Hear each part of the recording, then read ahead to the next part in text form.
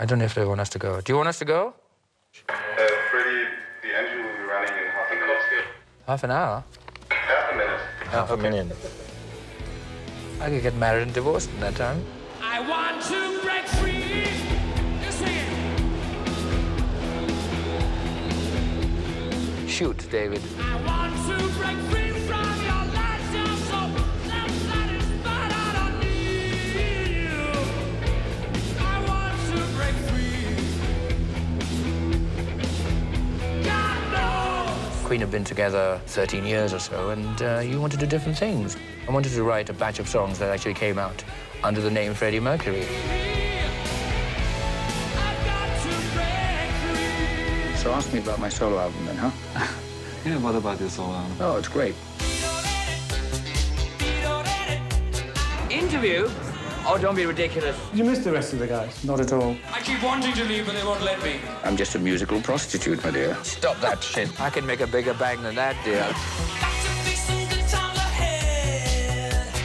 Well, if you can't use that, I'll tell you. He was always pretty. ging immer an die Grenzen und wechselte ständig den Kurs. I'm going into opera, you know.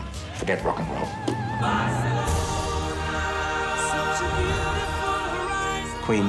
Mit Queen konnte Freddie eine Menge ausprobieren, aber sie wären nie mit einem Opernsänger aufgetreten oder gar mit einer Sängerin.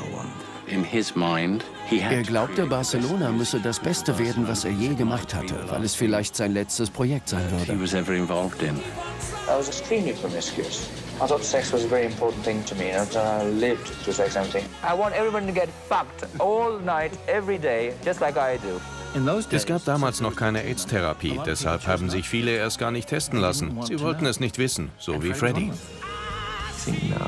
Das kann nicht sein, nicht Freddie. Vieles geschah in dem Bewusstsein, dass Freddie nicht mehr lange da sein würde. Freddie Mercury entzog sich, war geheimnisvoll, ein Rätsel. Wir wussten nicht viel über ihn und wir wissen immer noch sehr wenig. Still around.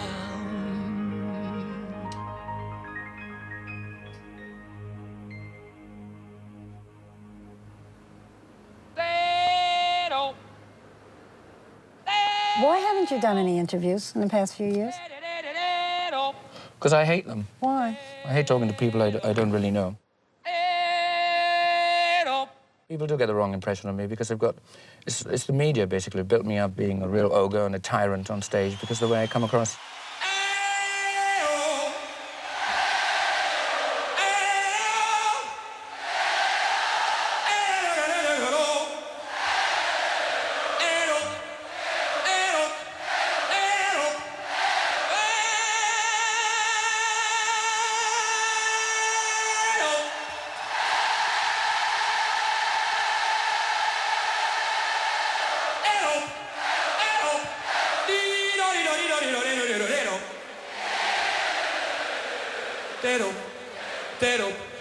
All right.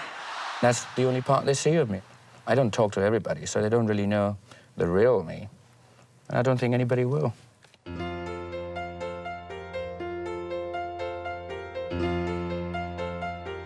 I was put in an environment where I had to sort of fend for myself at a very early age. Your birthplace is Zanzibar? Yes, that's right. When I was about 7, I was put in boarding school in India. So, I mean, I went from Zanzibar to India for a while and then came back to England. A very upheaval of an upbringing. Freddys ganze Gesangsausbildung bestand in dem, was sie einem im Schulchor beibringen. Alles andere kam aus ihm selbst. I went through art college. I was going to be a graphics illustrator, you know, it's just... Obviously, I can paint and do that. But while I was going through college, I mean, I was very interested in music, so I joined other bands and I got to know Brian and Roger. And then I realized that through college, I spent more time rehearsing our songs and things than doing the other thing. And I just said, look, I'm going to try and make money out of this. Or make a life out of it. Wir saßen in unserem Büro, da sagte Freddie plötzlich, übrigens, ich würde meinen Namen ändern. Wirklich, sagten wir, und? Ich bin von jetzt an Freddie Mercury. Er schuf eine Fassade, die wie die Musik von Queen war. Und dahinter konnte er tun, was er wollte. We all do different things. They'll leave me to just the wardrobe, I guess. They'll leave me to the wardrobe and writing the hits.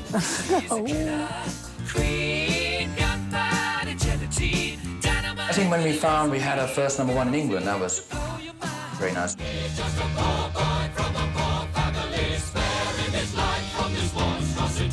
We were just checking into one of the hotels, and we realized that Bohemian Rhapsody had gone to #1.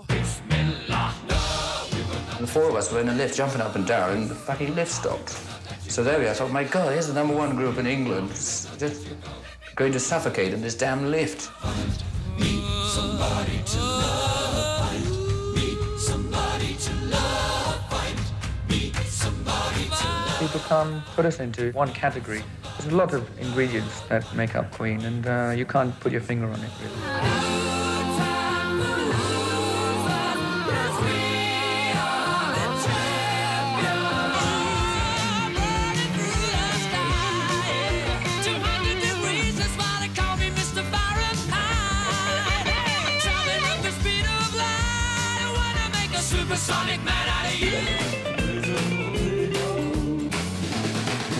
Now, what happens when one of them writes a song that...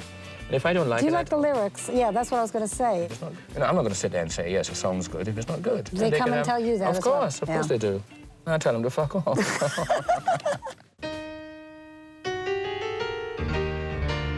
Another party's over, and I'm left cold sober. My baby left me for somebody new. Ich glaube nicht, dass die Musikindustrie ihn wirklich verstanden hat. Er ging immer an die Grenzen und änderte ständig den Kurs, um das Interesse des Publikums wachzuhalten. Wanna be intoxicated with that special brew. Das war in den 70ern mein Restaurant. Da drüben hat Freddie immer zusammen mit Elton Klavier gespielt. Eines Nachts war Cliff Richards da und sang. Elton spielte Klavier und Freddie hat auch gesungen. Das war echt irre. Als ich ihn kennenlernte, war er zwar schon bekannt, aber er benahm sich wie ein Megastar. Nur der Cabaret-Soundtrack von Liza Minnelli und die vielen Katzen überall im Haus, fand ich, passten nicht richtig dazu. Seine Interessen gingen schon immer über die Rockmusik hinaus. My interests are in what's going on now, and so it's kind of research. So I go to the ballet, I go to all the musicals to find out what's happening. I want to do interesting things and things that I haven't done before. Ich kannte Sir Joseph Lockwood, den Chef von EMI. Er war auch im Vorstand des Royal Ballet. Und er und Freddie hatten von Anfang an einen Draht zueinander. Es war wirklich erstaunlich. Freddie interessierte sich schon allgemein fürs Ballett, aber Sir Joseph hat ihn dafür wirklich begeistert. Ihn faszinierte die Üppigkeit. Ballett ist ja ziemlich monumental und Freddies Auftritte waren monumental.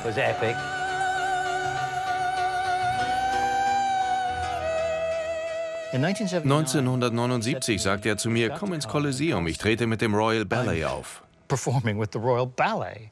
They asked me. They actually thought I could dance, so they actually asked me to do a charity concert. And then I realized how I couldn't dance. Er sang live zu Playback-Musik, während er von 18 Balletttänzern über die Bühne getragen wurde. Just killed a man, put a gun against his head, pulled my trigger, now he's dead.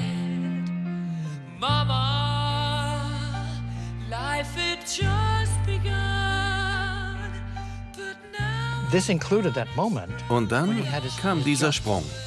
Where he just goes... Whoosh.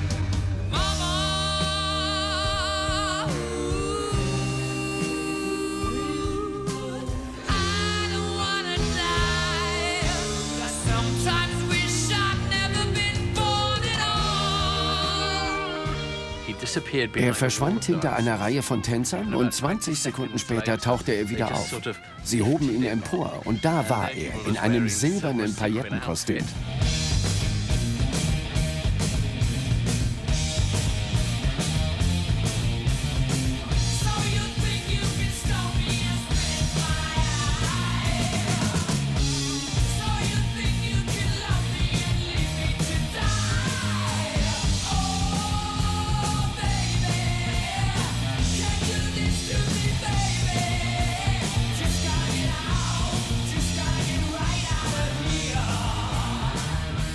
As a ballet dancer, I'd be terrible. But I can kick my legs up real high. Und dann sang er die letzte Zeile von Bohemian Rhapsody mit dem Kopf nach unten.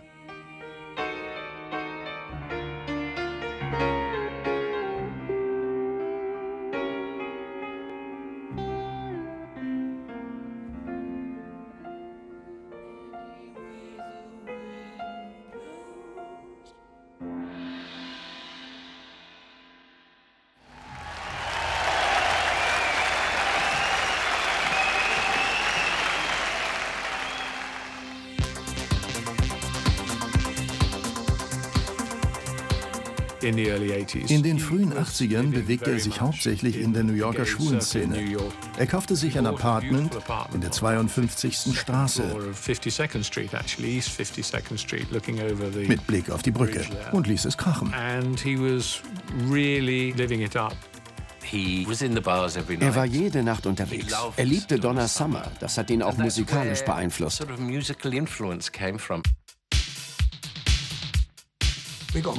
Durch den Schnurrbart bekamen wir mehr Publicity, als wenn er Selbstmord begangen hätte.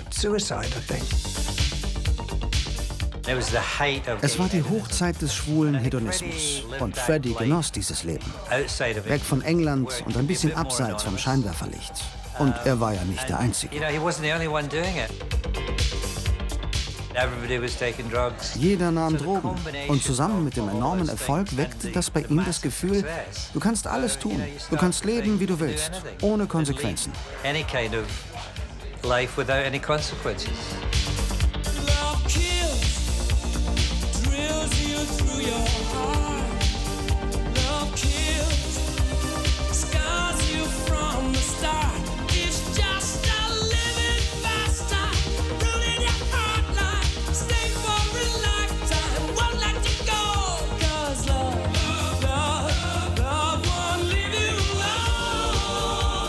I like to try different things every time.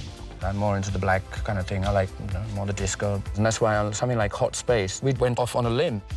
And I said, let's just do some of this black stuff that I liked. And I sort of forced the other three to do it. You know, they hate me for it now because it didn't sell that much. Stay in power.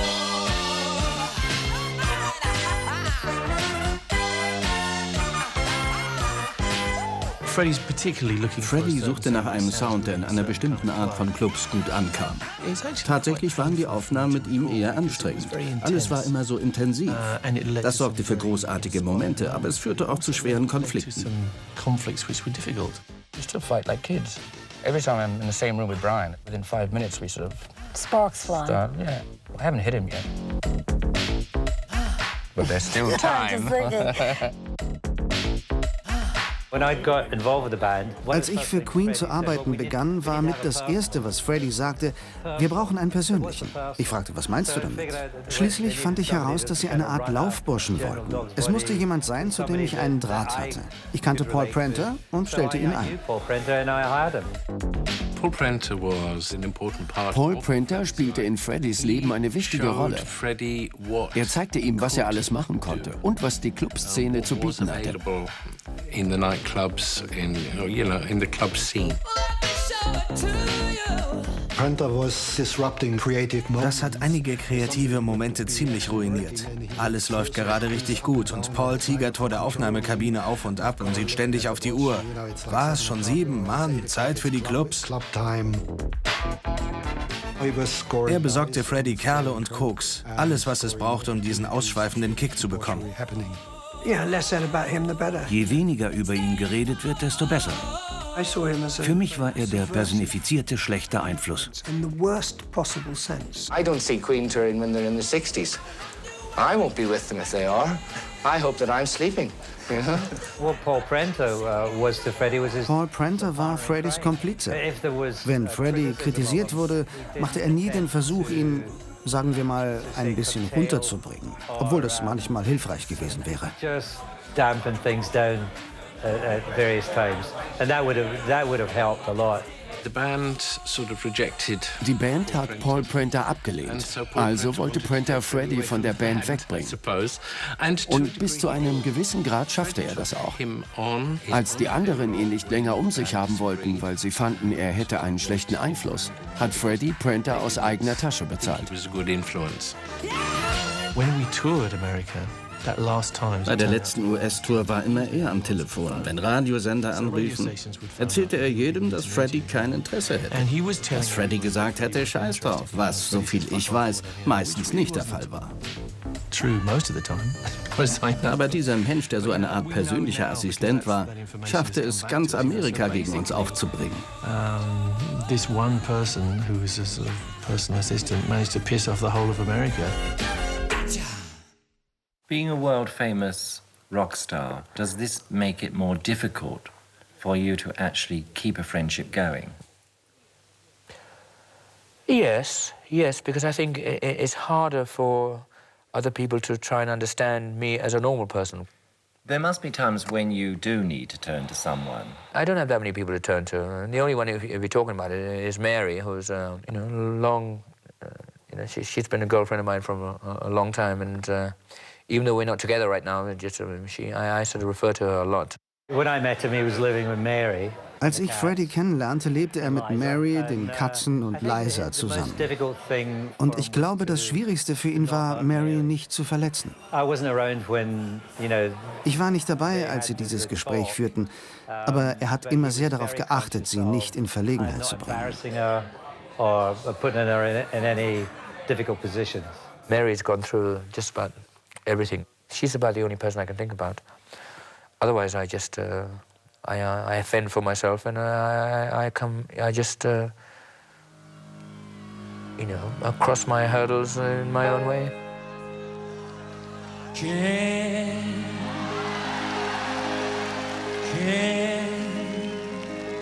you find me?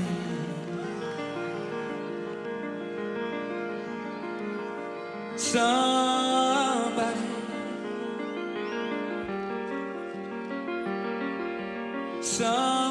I'm sure there comes a time when you want to share your life with someone.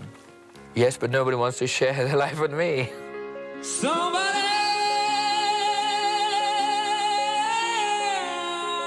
The more I open up, the more I get hurt. So I mean, so basically what happens is, I'm just riddled with scars, and I just don't want any more. Body to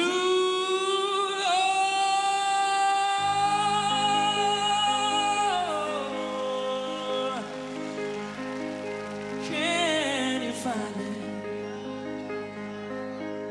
Somebody to love. Are you ready? You ready, brothers and sisters?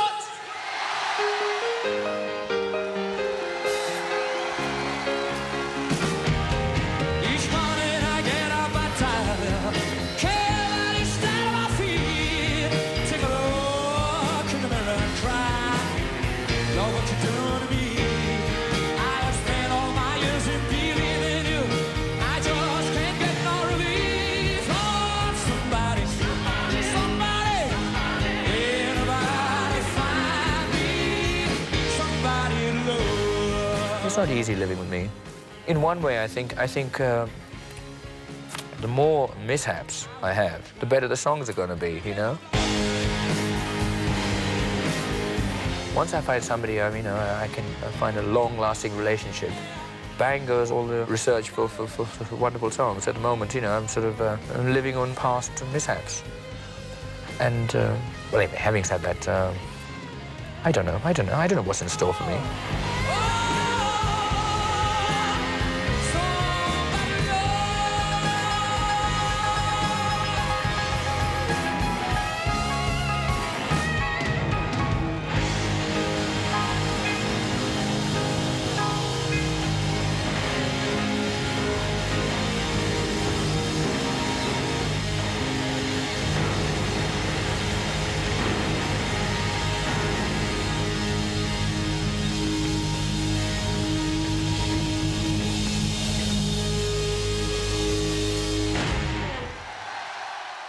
Action.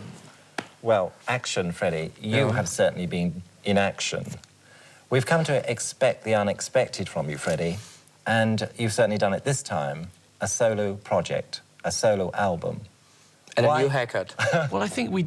Die alle waren für eine Auszeit, aber Freddie hat es vorangetrieben, weil er etwas Eigenes machen wollte.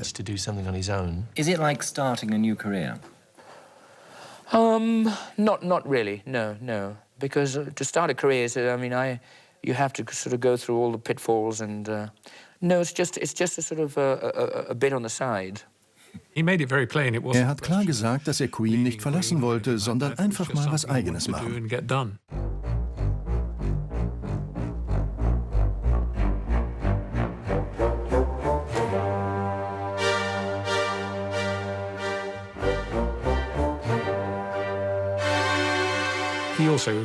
Außerdem wollte er natürlich testen, wie viel Geld er damit machen konnte.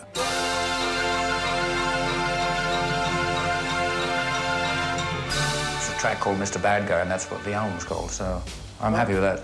Why is it called Mr. Bad Guy? Because it's me. I'm Mr. Bad Guy. Yes, I'm everybody's Mr. Bad Guy. Did you miss the rest of the guys? No. I'm Mr. Mercury.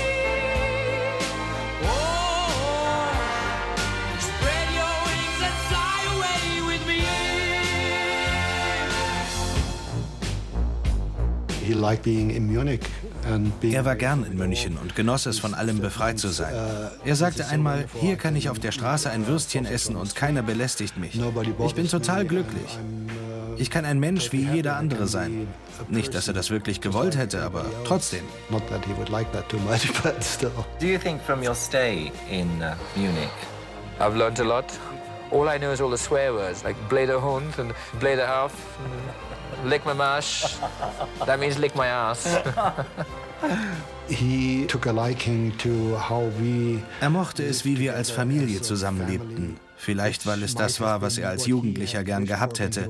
Er ist ja weggeschickt worden und hatte lange Zeit zu seinen Eltern kein wirklich enges Verhältnis. Who plays on the album? Are there any sort of surprise guests? Yeah, me. I was hoping to use people like Jeff Beck or Rod Stewart happened to be in town. He just came in and we started jamming and we wrote songs together. All I do is give. All you do is take. Sorry. Michael Jackson was going to do a song because I worked with him before. He used to just come and see our shows at the Forum in LA. I guess he liked us, and so I got to meet him, and he kept coming to see us, and then we started talking.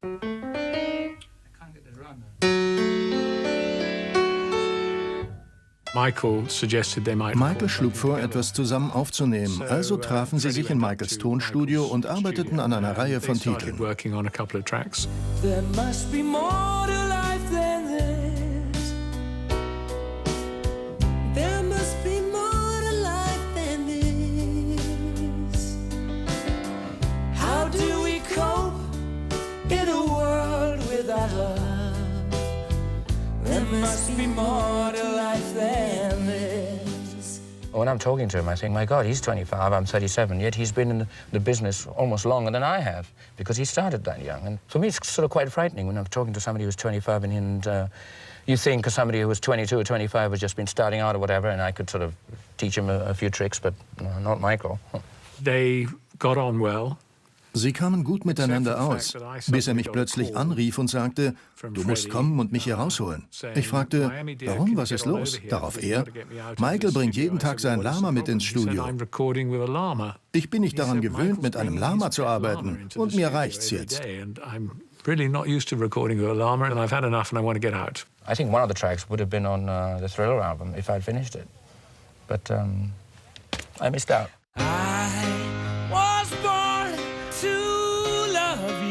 By the time I actually got into recording, I found that I was doing it all myself, and then I turned the other way, and I just said I want to do it completely myself.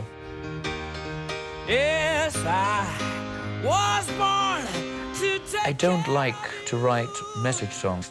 I'm not like a John Lennon or a Stevie Wonder. I'm into writing songs about what I feel about. And basically what I feel very strongly about is love and emotion. And I think my solo album is filled with that.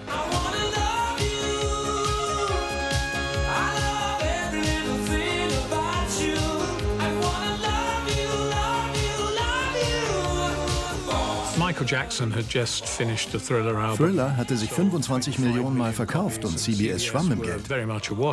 Also schlug ich Walter Yetnikoff einen Deal vor und er nahm an.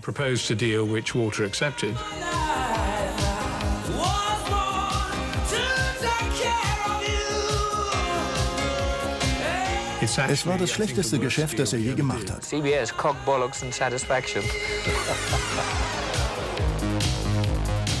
Freddie bekam einen Vorschuss für sein Soloalbum, der höher war als alles, was EMI Queen gezahlt hatte. Das sorgte natürlich für einigen Ärger in der Band, dass Freddie allein mehr bekam als Queen insgesamt. There is an inward jealousy. I mean, that would happen anyway. If, like, and they're all wondering and all waiting for us to see if say, my album's going to do better than the last Queen album. Ich war ja mit auf dem Album. Wir haben ihn voll unterstützt. Aber jedes Mal, wenn ich in München war, sagte er, komm vorbei und mach die Background-Vocals. Ich komme also ins Studio und nichts hat sich getan. Sie waren genauso weit wie im Monat davor. Furchtbar, es ging nicht voran. Ich dachte, das kommt dir irgendwie bekannt vor.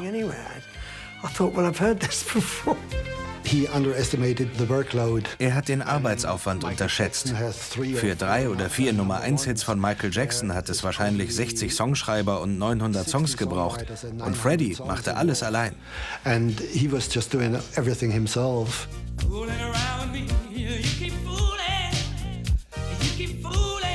I would love my album to be better than the last Queen album because that will set a precedent. And then the next Queen album, we're going to say it had better be better than Freddie Mercury's solo album.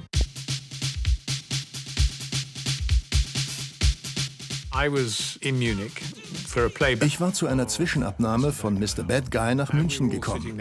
Es war eigenartig, weil Freddie offensichtlich gelangweilt war und gar nicht richtig hinhörte. Wir waren halbwegs durch, als er plötzlich sagte, stellt das ab, ich will euch was anderes vorspielen. Und dann hat er diese Opernsängerin aufgelegt und gesagt, das ist die schönste Stimme der Welt.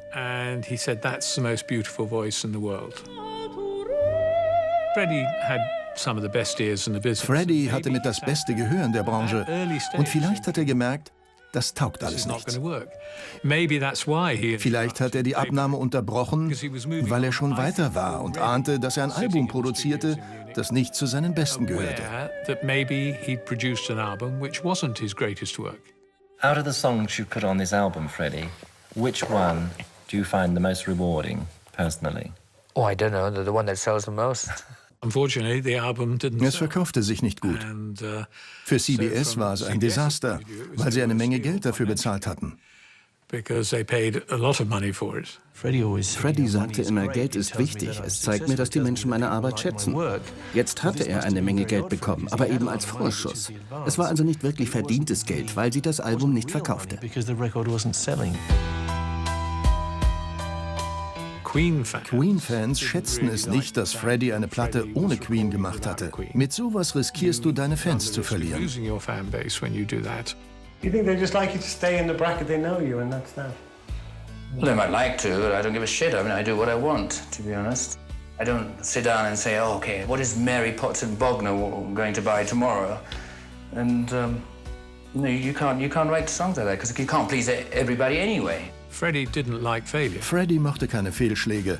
Und dieses Album war einer. Und weil es ein Misserfolg war, fing er sofort etwas Neues an. So you will be working with Queen again? Oh yes, definitely. Even if... Otherwise I'm going to be a car mechanic, dear. Er kam sozusagen mit eingeklemmtem Schwanz zurück. The next project will be a Queen album. And soon, I hope. Soon. If we're still talking to each other, that is.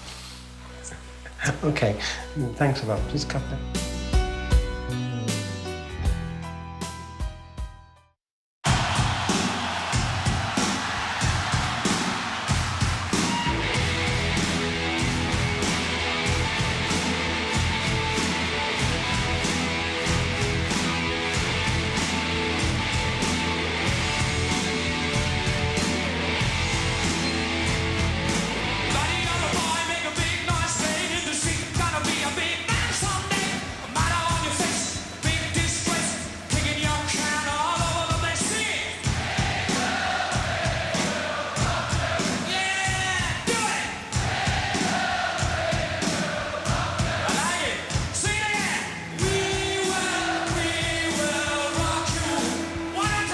does it affect you when you know that you've won an audience? I always win an audience.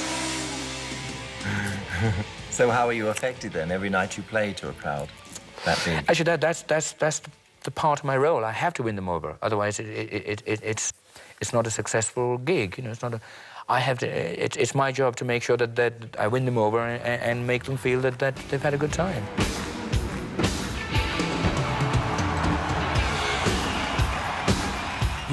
war ein Naturtalent, wenn es den Kontakt zum Publikum ging. Faszinierend zu beobachten.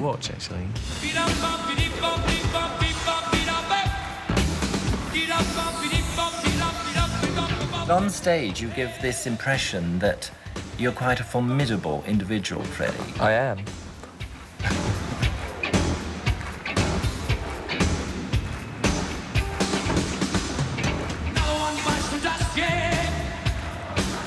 I'm very frivolous, and I like to enjoy myself. And what better way to do it than on stage in front of 300,000 people? And, you know, I just cook.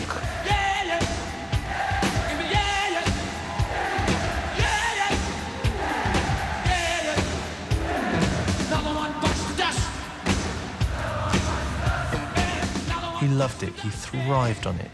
Liebte es. Blühte förmlich auf. Lebte vom Kontakt mit dem Publikum. Ich glaube, weil selbst einmal Fan gewesen ist. Stand im Publikum und sah Jimi Hendrix. Und Hendrix hat einen Kontakt zu ihm hergestellt und ihm das Gefühl gegeben, dass alles möglich ist. Anything was possible.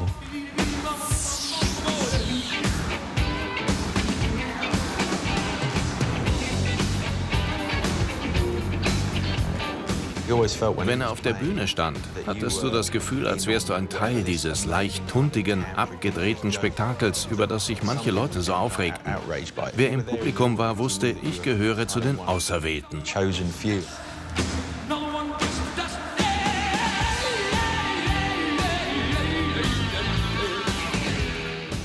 Ich habe ihn von der zweiten Reihe aus gesehen und ich habe ihn von ganz hinten gesehen. Und jedes Mal hast du dich ihm ganz nah gefühlt. Keine Ahnung, wie er das gemacht hat.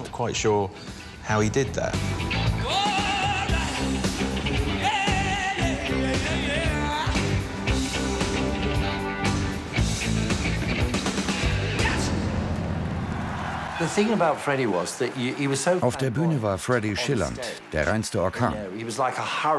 Sonst war er still, fast schüchtern und gegenüber neuen Bekanntschaften immer sehr zurückhaltend. Er hatte zwei Persönlichkeiten. Auf jeden Fall. Everybody looks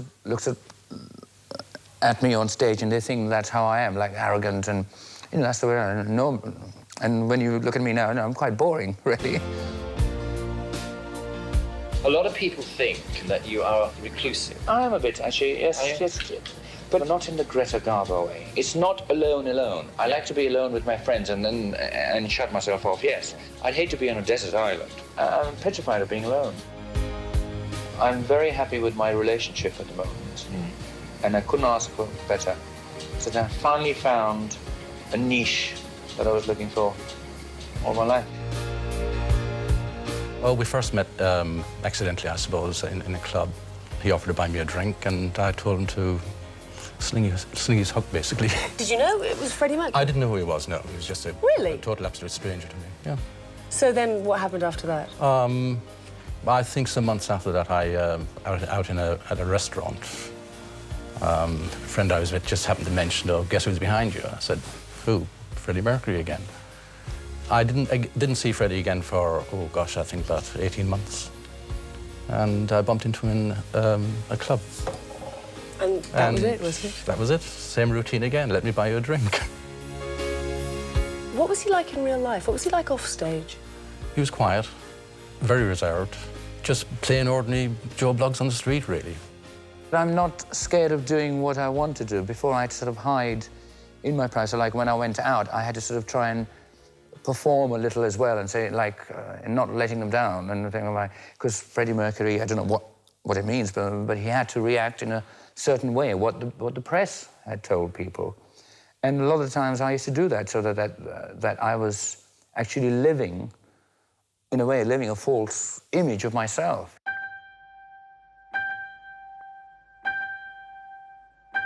Guilt stains on my pillow.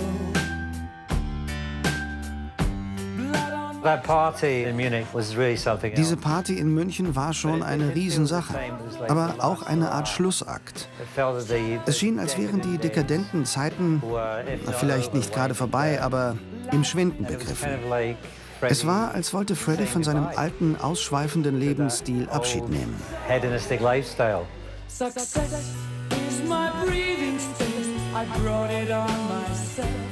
Ich glaube, er hatte den Rock'n'Roll-Lifestyle satt.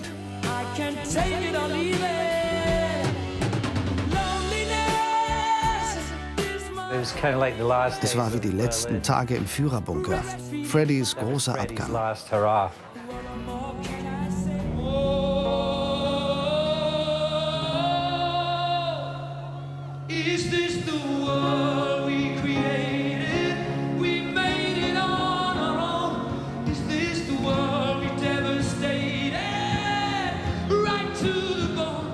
I know there'll be a time where I can't run around on stage because it'll be ridiculous, you know. I know when there comes a time when you have to stop.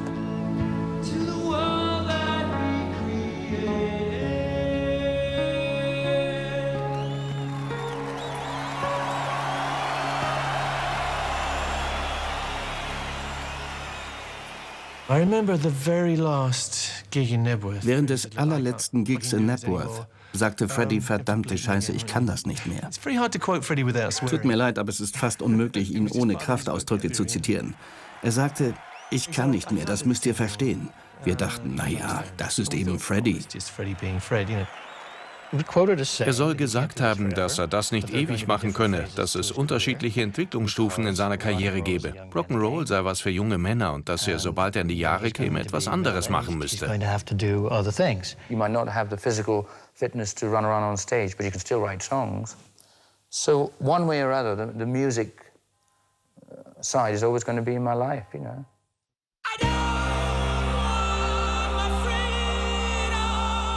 You said the rest of the guys have houses in LA. I assume you mean the other members of Queen. Yeah, who do you think I meant? What are their names again? No, it's all right. Stop that shit. It's Brian, Roger, and John. Roger and John, yes. I sometimes forget them too. But you don't really hang out with them or anything, do you? No.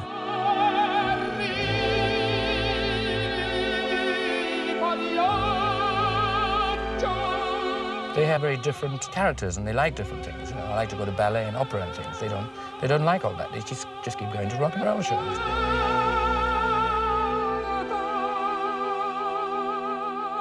He liked listening to Pavarotti's. Er hörte gern Pavarotti, weil er wissen wollte, wie viel Training in dieser Stimme steckte und zu welcher Klangfülle sie fähig war. Sound that he was able to produce.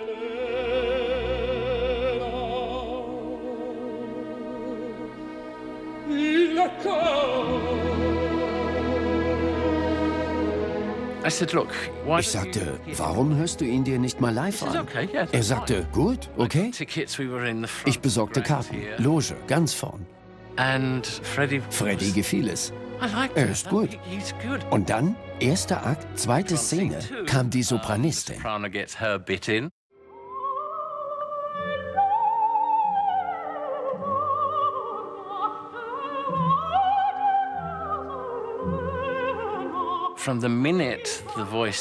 Gleich bei den ersten Tönen blieb ihm buchstäblich der Mund offen stehen. Er konnte nicht glauben, was er da hörte.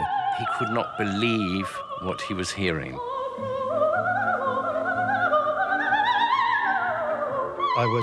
Ich war in Covent Garden in der Oper bei einem Liederabend mit Montserrat Caballé.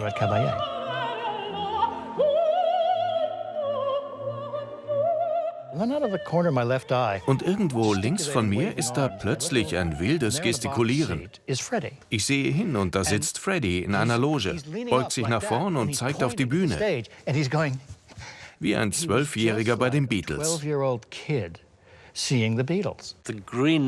Er strahlte über das ganze Gesicht. Es hatte ihn einfach umgehauen. Er sagte, ich habe die beste Stimme der Welt gehört. I think I've done enough with Queen. I think maybe the time has come where I'm actually going to, in terms of solo projects, I mean, I did one solo project, and so it was an album. But now I wanted to be more than just an album. So I think I'm actually thinking of actually trying to do a musical. Ich habe Freddie Mitte der 80er in den Abbey Road Studios kennengelernt, als ich musikalischer Direktor für ein Musical namens Time war. Dave Clark und ich arbeiteten am Album von Time, an dem einige großartige Künstler beteiligt waren. Dionne Warwick, Stevie Wonder, Cliff. Und eines Tages sagte Dave, Freddie Mercury wird wohl auch 2 Songs beisteuern. Ich sagte, fantastisch. Dann lernte ich ihn kennen. Da brauste diese unglaubliche Naturgewalt zur Tür rein. Eine enorme Präsenz, voller Enthusiasmus, interessiert. Freddie Mercury eben.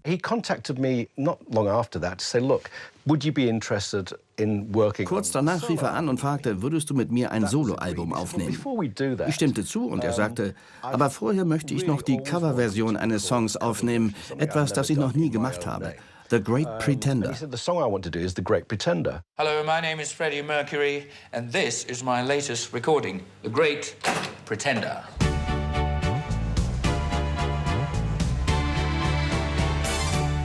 Oh, yes, I'm the great pretender. Pretending I'm doing well. My need is such, I pretend too much. I'm lonely, but no one can tell. I wanted to do a cover version, a long time ago. And you can't do that with Queen, because, I mean, we just write our own sort of original material. And I've always had that in the back of my head. And this song was the one I always wanted to do. I play the game, but to my real shame, you've left me to dream all alone. It is brilliant. The whole thing is brilliant. 5. Well over the top. Karina? I think it's brilliant, and the video had lots to it. Yeah. I'll give it 5. It's one of the best videos ever. It's really good. I really like that. Can we give it 10? What I like about it is the way he's sending himself up. I think anyone who can mock himself in that way deserves all the mark.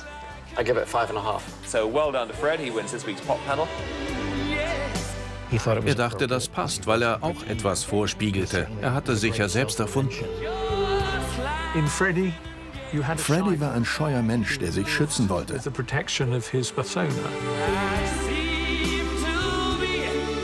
of the stuff I do is pretending. It's like acting, So you go on stage and I pretend to be a macho man and all that. And then in my videos, you go through all the different characters and then you're pretending anyway. So I think it's a great title for what I do, and it sort of suited to what I was doing. All this is a pretense, and it's just fun.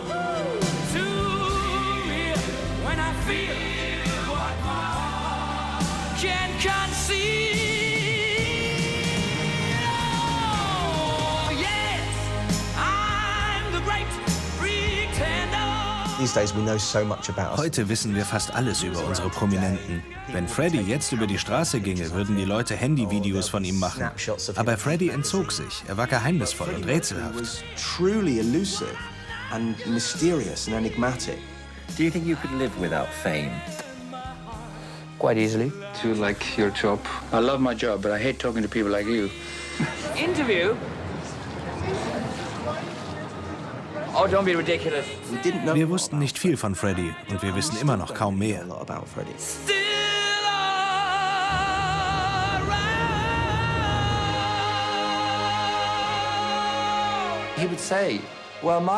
Er sagte immer, David, mein Privatleben ist allein meine Sache, aber es steckt auch in meinen Songs.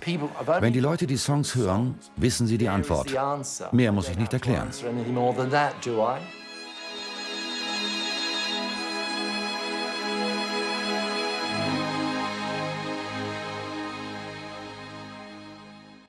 Als wir mit The Great Pretender fast fertig waren, sagte ich, wir haben uns noch gar keine Gedanken über eine B-Seite gemacht. Darauf er, warum spielst du nicht irgendwas Nettes, Klassisches auf dem Klavier? Ich improvisiere was dazu und dann sehen wir mal.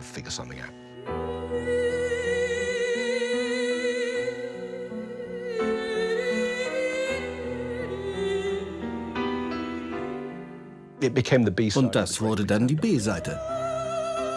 I was planning to do a solo project, and I wanted it to have some kind of bearing, something different from another boring studio album. I think now I have the time and the capacity to actually venture into areas which I would never dare. I don't want to sort of end my life just being a rock and roll star. It was 1986. Kurz vor Weihnachten 1986 erhielt Freddie einen Anruf, dass Montserrat Caballé ein Interview mit ihm gesehen hätte, als Queen in Spanien auf Tour war. Ich hatte den Fernseher angemacht und sah diese Gruppe, vor allem Freddie. Sie wurden gefragt, was gefällt Ihnen noch an Spanien? Und er antwortete, Montserrat Caballé. She's the best. That's what I listen to. Ich war schon überrascht, dass er sowas im Fernsehen sagt. Er sagte, du wirst es nicht glauben, aber Montserrat Caballé hat angerufen und will sich mit uns treffen. Ich sagte, sie will dich treffen. Nein, nein, du kommst mit, wir fliegen am Samstag nach Barcelona.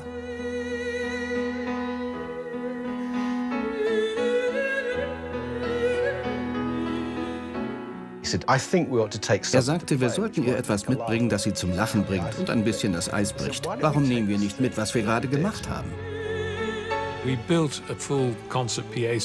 Wir organisierten eine komplette Konzertbeschallung und ein Mittagessen.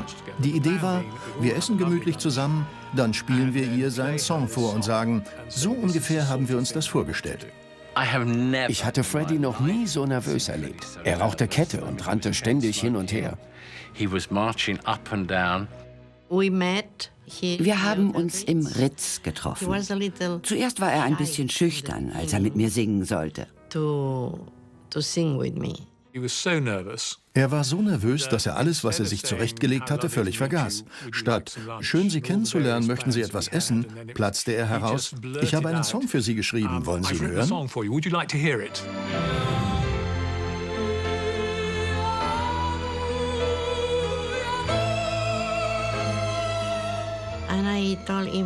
Ich fragte, wollen Sie wirklich mit mir singen? Und er, ja, davon habe ich mein ganzes Leben lang geträumt. Also bat ich ihn um die Noten von Exercise in Free Love. Ich sagte, geben Sie sie mir, damit ich es probieren kann. Vielleicht wird was draus. Aber da habe ich ihn ausgetrickst. Ich wollte es auf einem meiner Liederabende im Royal Opera House singen. In one of my recitals at the Royal Opera House. Well, last night, I mean, she sang one of my songs at the Royal Opera House, so it's amazing. I mean, now I'm going into opera, you know, forget rock and roll. Anschließend gingen wir zu ihm, aßen etwas und danach begannen wir zusammen zu arbeiten. So we begin to, after the dinner, to work.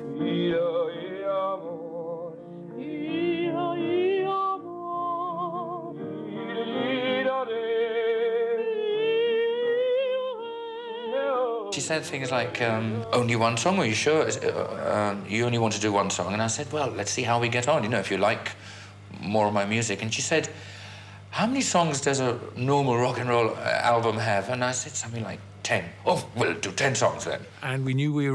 Wir wussten, wir hatten es geschafft. Und dann sagte sie, am liebsten würde ich über meine Geburtsstadt singen. Ich möchte einen Song über Barcelona.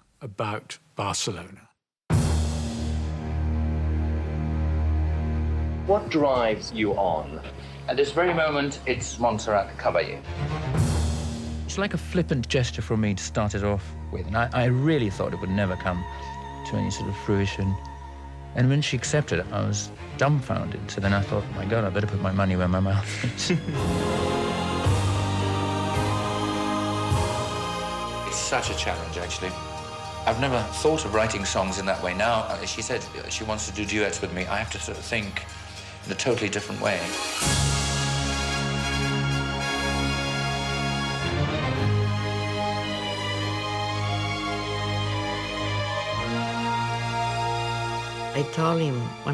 Ich sagte zu ihm, wenn wir zusammen ein Album machen, dann muss es in der Musik um Freundschaft und Verständigung gehen. Nicht um zwei Welten, in denen jeder auf seine Weise singt, sondern um zwei Welten, die miteinander verschmelzen. I had this perfect dream. This dream was me and you. I want all the world to see. I'm sure the opera critics will, slam it and everything. But I mean, this is something that it's a good challenge at this time in life, Pavarotti sagte, das ist Mist, das ist Oper für die Massen.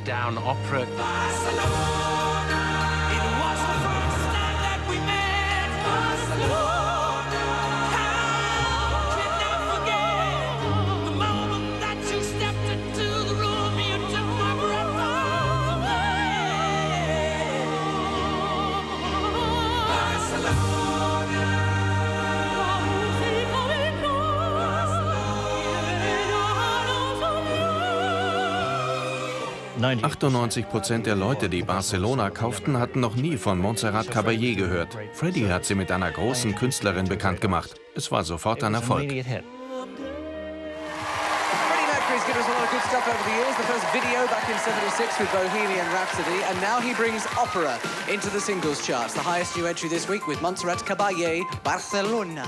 Die Kritiken waren nicht direkt negativ, weil die von der Presse ja wussten, die Frau sorgt für ausverkaufte Häuser, also werde ich mich nicht als ignorant erweisen. Andererseits habe ich keine Ahnung, was das eigentlich soll, also kann ich es auch nicht loben. Deshalb sage ich einfach mal, es ist anders.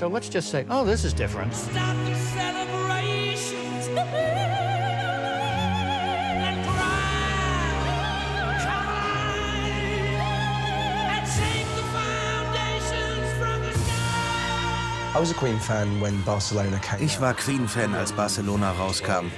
Ich war erst 12, aber ich fand es großartig, aufregend, erhebend.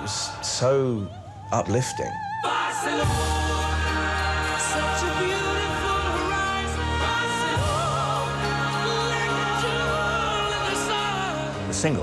Ich fand die Single fantastisch. Manchmal hatte ich den Verdacht, er will uns veralbern. Aber das Ganze war musikalisch so gut. Faszinierende Melodien, wunderschön gesungen. Und Freddie war Montserrat absolut ebenbürtig. Freddie matched Montserrat.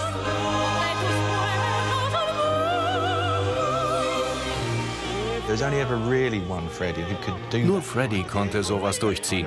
Dass es ein Erfolg wurde, liegt daran, dass dieser Typ sich vor dich hinstellt und sagt, keine Sorge, wir kriegen das zusammen hin, ich weiß, was ich tue. Selbst wenn es die verrückteste Sache der Welt ist, es wird klappen.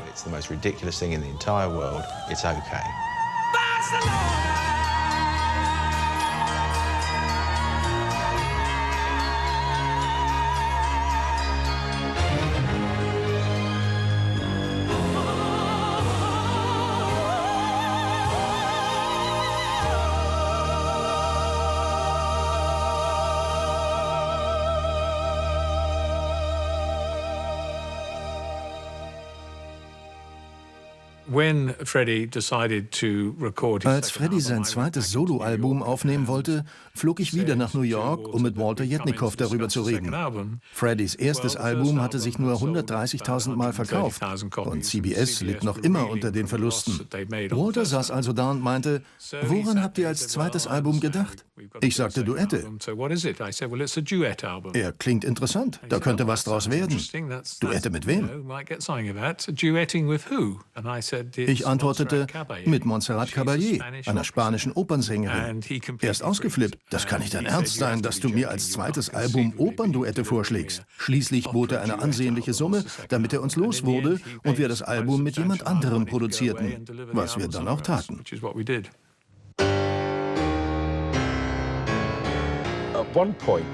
An einem Punkt kamen Freddie und ich einfach nicht mehr weiter, als es um die Texte ging. I know the same. And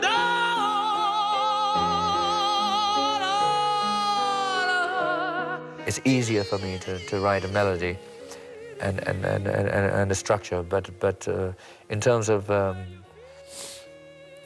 actual lyrics, I find that hard because I'm not a poet and I hate writing lyrics anyway. I wish somebody else could do it. Er sagte, warum fragen wir nicht Tim Rice? I was Ich fand es wunderbar, mit an Bord zu sein und schrieb für Freddie einige Texte auf die fantastische Musik, die ich bekam. Ich hatte völlig freie Hand. Ich dachte, das klingt nach Oper und Drama, also erschaffe ich ein paar Charaktere. Die beiden Songs, die ich schrieb, hatten ziemlich ähnliche Titel. Einer hieß The Fallen Priest, der andere The Golden Boy. I love you for your silence. I love you for your peace. The still and calm releases that sweep into. Wir arbeiteten sehr konzentriert, weil es so schwierig war. Immerhin hatte es so etwas noch nie gegeben.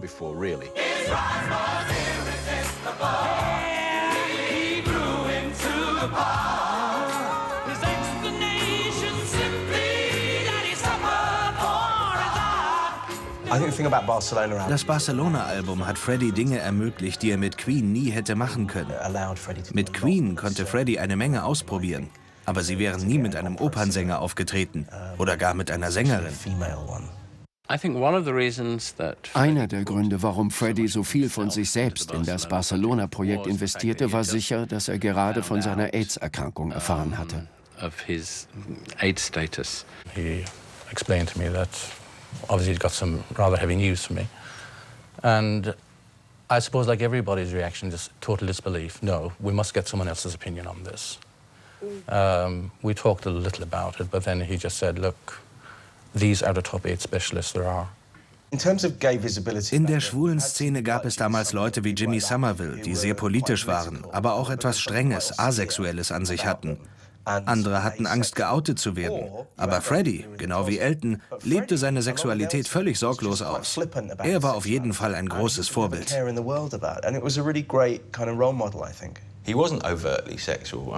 war nicht wirklich sexuell. Natürlich war er tuntig, das musste er sein. Aber da war nie etwas Sexuelles. Hello. Fred, it's true that the song I Want to Break Free is dedicated for the gay world? No, not at all. Not at all. That song, to start off with, that song was written by John Deacon, you know, and well, he's a very happily married man, you know, with about four children. It's got nothing to do with the gay thing. Besides, it's not my song anyway. John wrote it. Einige Leute betrachten Freddie Mercury inzwischen kritischer, weil sie finden, er hätte sich zu bedeckt gehalten und nicht offen zu seiner Sexualität bekannt. Und dass er über seine Krankheit hätte reden müssen. Aber die englischen Medien damals hätten jeden gekreuzigt, der sich geoutet hätte.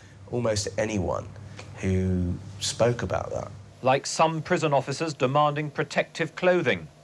Some policemen wearing masks and gloves when dealing with homosexuals.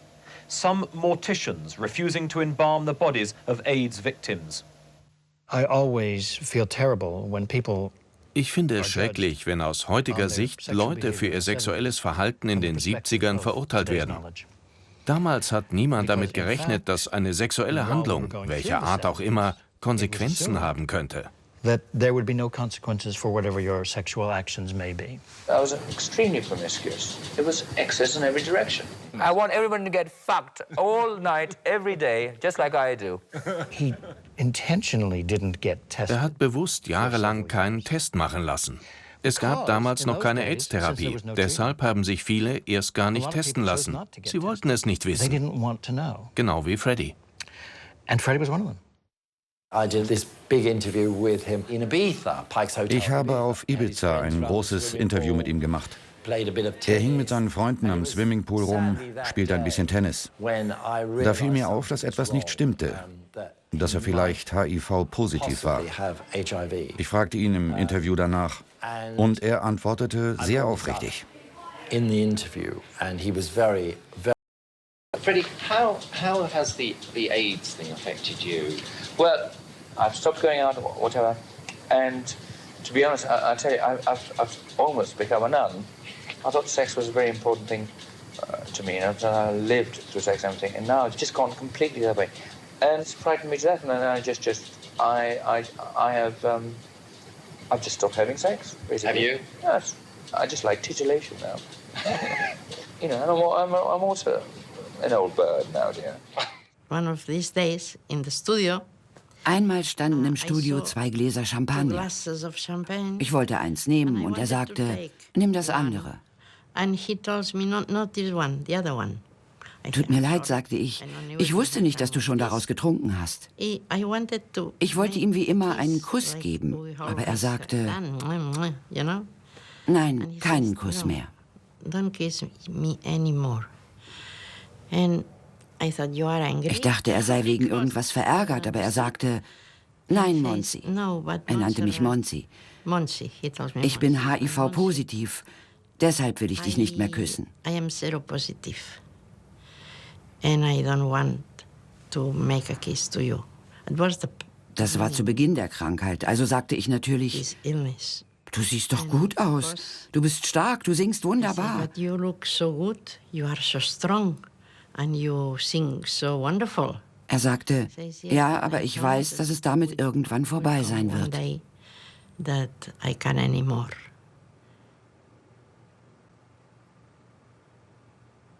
Freddie war Freunden gegenüber unglaublich loyal, selbst im Fall von Paul Prenter.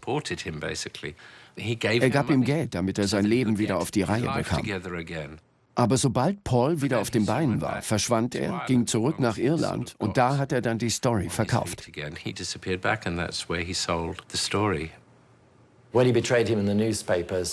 Als Paul ihn an die Zeitungen verriet, war Freddie am Boden zerstört.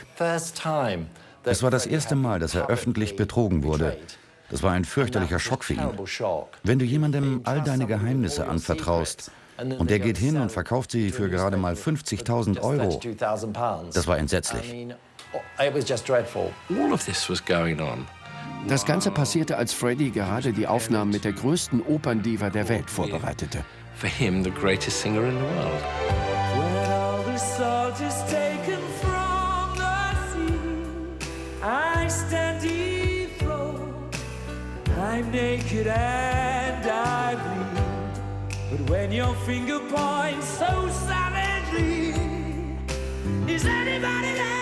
One of the fascinating things. Das Faszinierende an AIDS, diesem angekündigten Tod, ist, dass es bei Künstlern die Kreativität steigert. Es gab diese schöpferische Explosion am Ende des Lebens, ja nicht nur bei Freddie. Having an enormous burst of creativity towards the end of his life. How can I go on from day to day? Who can make me strong in every way? As a songwriter, do you ever have a fear that your inspiration may dry up? I don't wake up every morning and say, oh, look, have I dried up? You know?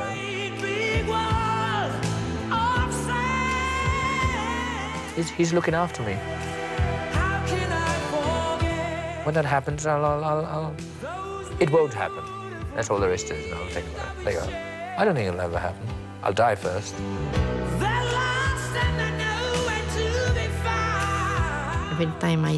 Jedes Mal, wenn ich es sehe, sehe ich sein Adieu.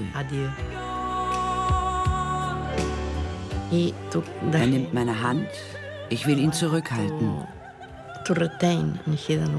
Das ist so bezeichnend, jede Bewegung, jeder Blick, einfach alles.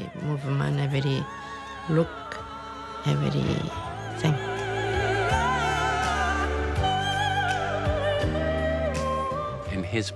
Er glaubte, Barcelona müsse das Beste werden, was er je gemacht hatte, weil es vielleicht sein letztes Projekt sein würde.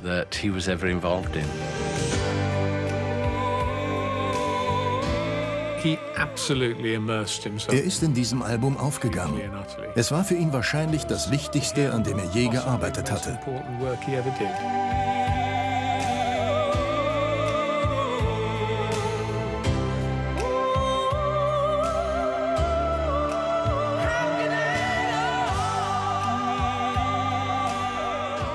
I'm glad I did it. It was a totally different adventure. I'd like to see other rock and roll singers try things like that, you know, and see if they can get away with it. They probably couldn't get away with it, Freddie, but you did. There you are. I'm wonderful, aren't I? Yes, absolutely. Barcelona war das erste bedeutende Crossover mit einem großen Rockstar und einem großen Opernstar. Und das hat anderen in den 90ern den Weg bereitet. Pavarotti mit Bono, Sting oder Elton. Es war ein Riesenerfolg, dank der Single Barcelona. Ein wirklich erfolgreiches Album. Wenn er auf sein künstlerisches Schaffen zurückblicken könnte, käme Queen natürlich zuerst. Aber Mann, was wäre er glücklich, dass er das fertiggebracht hat.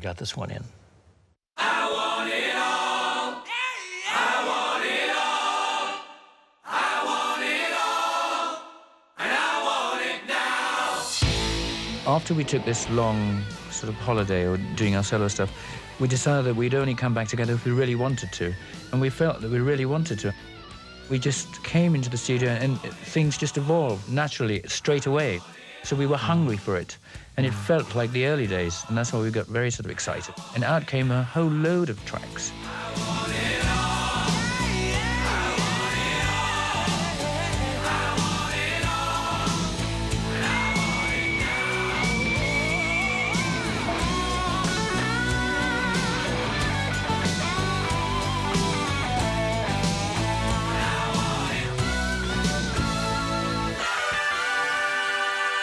In 1989 sagten ihm die Ärzte, dass er mit allem aufhören müsste. Mit den Zigaretten, dem Alkohol, einfach mit allem. Hör auf und du lebst etwas länger. Aber sie sagten uns damals auch, bereitet euch darauf vor, dass Freddie Weihnachten nicht mehr erleben wird. Ladies and gentlemen, of course, the top band of the 80s are Queen.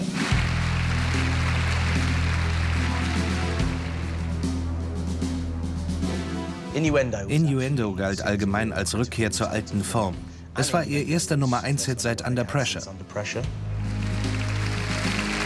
year's special award for an outstanding contribution to British music goes to Queen.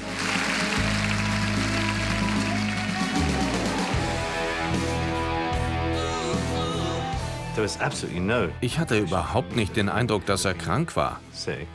Er strotzte vor Kraft und sang wie immer drauf los. You can be anything you want to be. Just turn yourself into anything you think that you could ever be.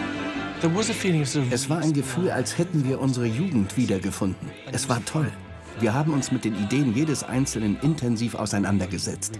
Es gab keinerlei Besitzansprüche. Es war ein echter Befreiungsschlag.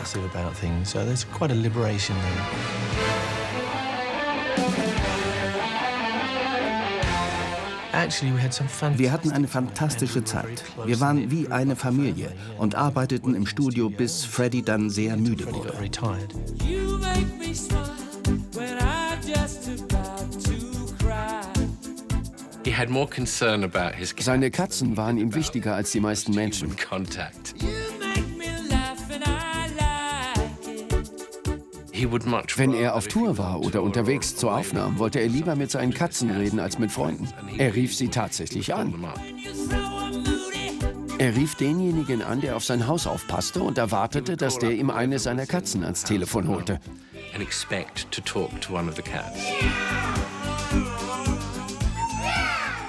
Sie waren seine Babys. Would you like to have children, for example? I can buy them. Of course, I would like to have children. I'm just being very frivolous and flippant. But yes, I would. With the right girl, yes. It's nice, isn't it? We're not even taking him.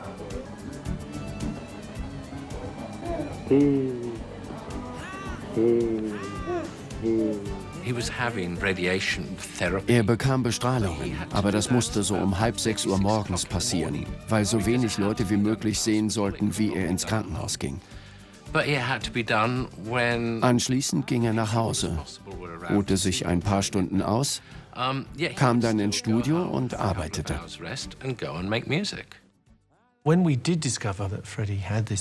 Als wir erfuhren, dass Freddie dieses entsetzliche Virus in seinem Körper hatte, konnten wir es nicht glauben.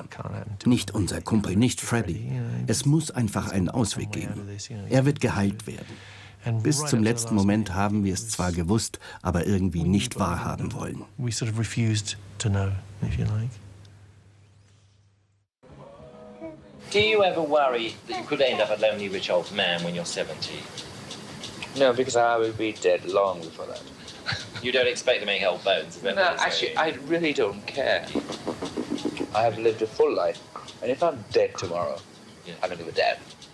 Der Mann war so stark, dass du gar nicht gemerkt hast, dass er krank war. Aber irgendwann sagte er, ich muss mich hinsetzen, wenn ich singe. Naja, ich habe versucht, das zu ignorieren. Vielleicht wollte ich es auch einfach nicht glauben.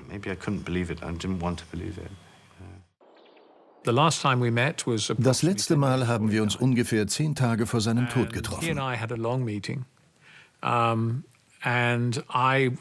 Es ging um eine Pressemitteilung, die ich herausgeben wollte, aber er sagte nur, mach, was du willst. Er wollte immer noch nur über seine Musik reden. Sie hielt ihn am Leben. The music was the one thing that brought him to life. It never really sank into me, up to, I suppose, the last probably 2 weeks that he was dying. I think I really carried on my normal work just to keep myself occupied. I didn't want to go absolutely crazy, thinking about it all the time. Ungefähr 2 Wochen danach rief der Daily Mirror an. Freddie Mercury liegt im Sterben. Wollen Sie was dazu sagen? Do you have anything to say about it?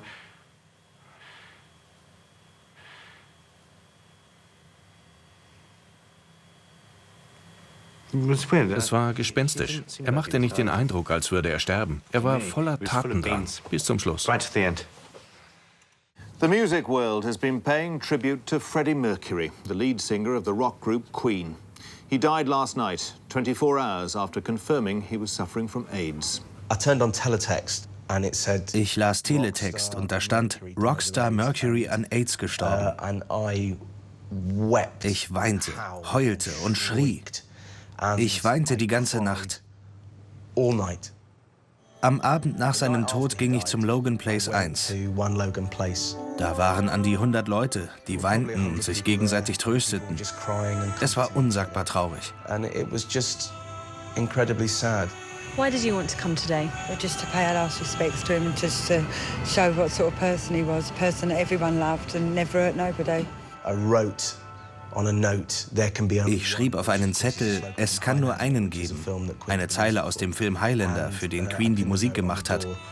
Heftete ihn an die Tür und zündete eine Kerze an. Aus dem Haus dröhnte Queen-Musik. Es war furchtbar traurig. Why have you come?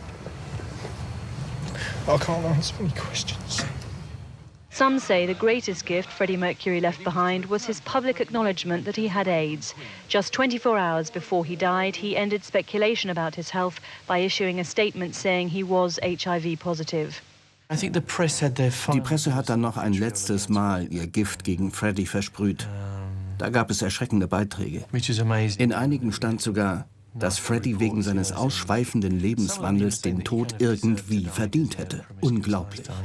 Also gingen Roger und ich ins Fernsehen, um ein paar Sachen klarzustellen.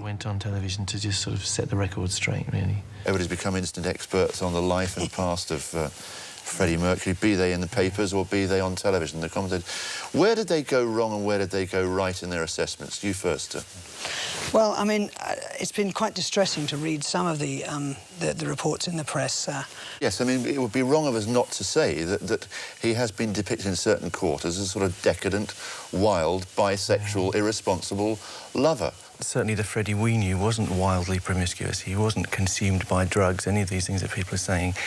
He had a very responsible attitude to everyone that he was close to, and he was a very generous and caring person to all the people that came through his life.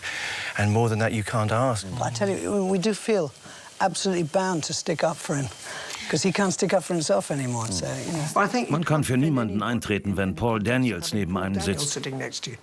Were you a fan of Queen and of Freddie Mercury? Well, no, because I wasn't a fan of any music. I just put my head down, I should imagine, like you did into music. I put my head down into magic. Was für ein Arsch. And can I equally say that I'm not giving any of the royal family magic lessons, which I read in the paper this week. Thank you.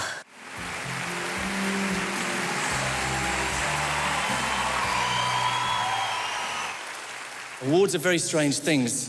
People have different attitudes, you know. If Freddie was here, he'd probably say, oh, you go and pick it up, darling, you know. Put it over there on the mantelpiece, you know, next to the galley lamp or whatever. But then later on he would say, look, Mum, Dad, that's what I did, I'm proud. So we're very proud, we're incredibly proud of everything that Freddie stood for, and we feel like his spirit's definitely still with us. Thanks a lot. It's winter fall,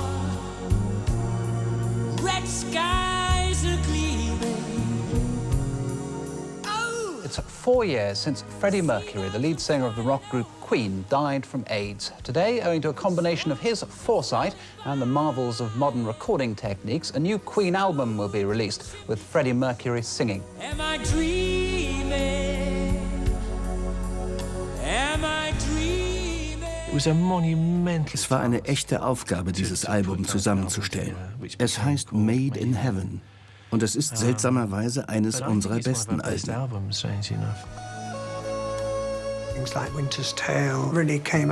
Titel wie Winter's Tale sind in dieser verzweifelten Stimmung entstanden.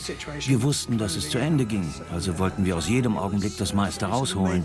Vieles entstand in dem Bewusstsein, dass Freddie nicht mehr lange da sein würde. That Fred wasn't going to be around very long. Sound of merry laughter skipping by. Gentle rain beating on my face. What an extra ride. The whole album is a fantasy. Das ganze Album ist eine Art Märchen, weil es so klingt, als wären wir 4 alle da und hätten einen Riesenspaß bei den Aufnahmen. Aber wenn Sie genau hinhören, merken Sie, es soll nur so klingen. It's all so beautiful, like a landscape painting in the sky. Yeah, mountains are zooming higher. Little dogs scream and cry. Wir hatten fast das Gefühl, als stünde er da in der Ecke. Und weil wir uns alle schon so lange und so gut kannten, wussten wir irgendwie, was ihm gefallen würde und was nicht. Und da wollten wir hin. We sort of got there. Am I dreaming?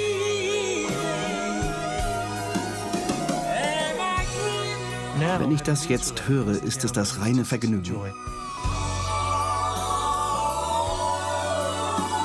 Ooh, it's bliss. And at number 1, 5 years after its original release, Freddie Mercury's Living on My Own. Sometimes I feel I'm gonna break down and cry. Nowhere to go, nothing to do with my time. I get lonely, so lonely, living on my own. The very last thing he said to me. Das Letzte, was er zu mir sagte, war: Du kannst mit meiner Musik, meinem Image, meinem Leben anstellen, was du willst. Aber mach mich nie langweilig.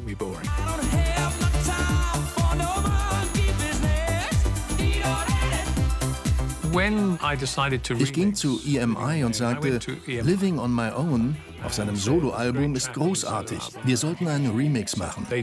Sie waren dagegen und sagten, das Album sei tot, es habe sich nicht rentiert. Also sagte ich, gut, dann machen wir es eben selbst.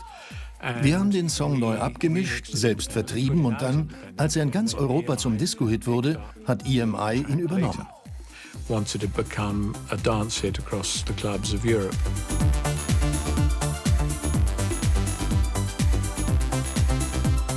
I got probably about 100 to 120 hate letters. Ich habe 100 oder 120 Hassbriefe von den Hardcore-Fans bekommen.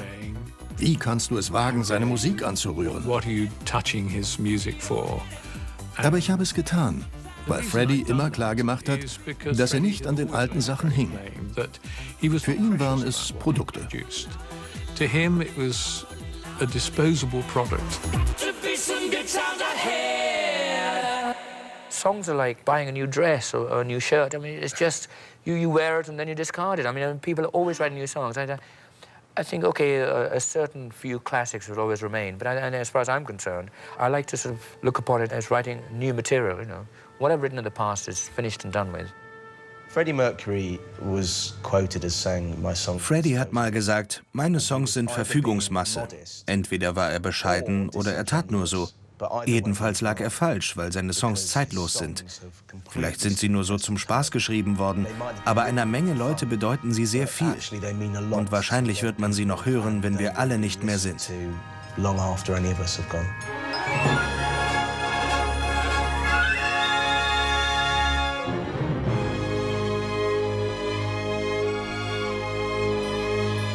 Das 25-jährige Jubiläum von Barcelona schien der richtige Moment zu sein, das zu tun, was Freddie sich damals nicht getraut hatte: das Album mit einem kompletten Orchester aufzunehmen, statt nur mit Keyboards. Wir fragten Stuart Morley, den musikalischen Leiter von We Will Rock You, und er hat die Titel neu orchestriert für ein 80-Mann-Orchester.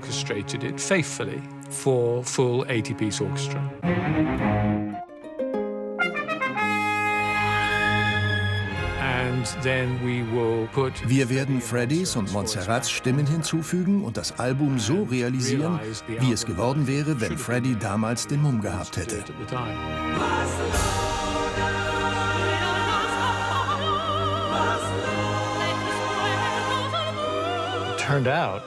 Barcelona verkaufte sich nach seinem Tod noch besser als vorher.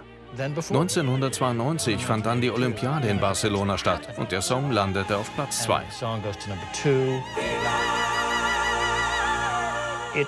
Das Ziel war erreicht, aber erst nachdem Freddie tot war.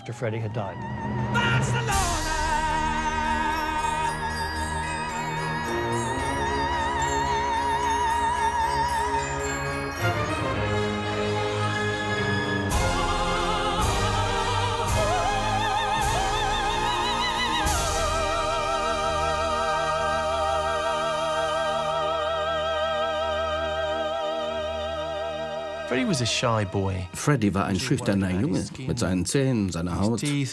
Aber das hat er alles überwunden und wurde zu einem Gott des Rock.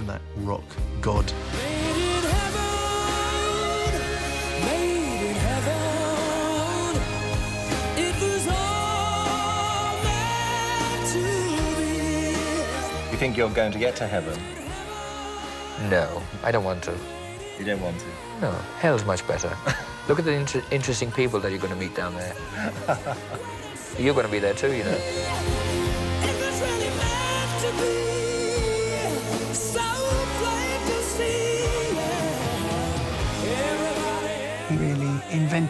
Er hat Freddie Mercury als Figur erfunden und in seinen exaltierten Auftritten gelebt. Aber tatsächlich war er ein brillanter Musiker. Und das scheinen die Leute manchmal bei Freddie Mercury zu vergessen.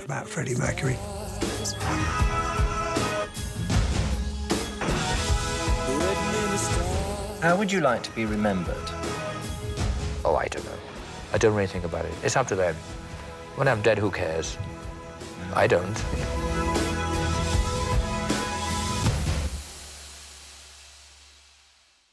Go on. And again. Yeah.